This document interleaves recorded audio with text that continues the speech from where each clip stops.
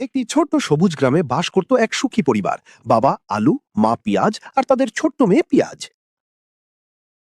আমি মাঠে যাচ্ছি, তোমরা ভালো থেকো। সাবধানে থেকো বাবা, তাড়াতাড়ি ফিরে এসো। বাবার জন্য মা আর মেয়ে ভালোবাসা দিয়ে রান্না করছে। মা, আজ কি রান্না? তোমার বাবার প্রিয় খাবার।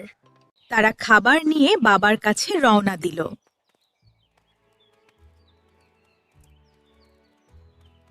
খাবার খুব ভালো হয়েছে। আমি সাহায্য করেছি। তাদের হাসি খুশিতে ভরে উঠল চারপাশ।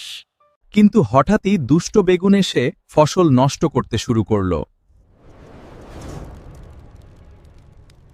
বাবা দেখো, বেগুন আমাদের সব ফসল পুড়িয়ে দিয়েছে। এভাবে চলতে পারে না, আমাকে এক্ষুনি গ্রাম প্রধানকে জানাতে হবে। আলু দ্রুত গ্রাম প্রধানের কাছে যাওয়ার সিদ্ধান্ত নিল। প্রধান মূলো, আমাদের ফসল বাঁচান।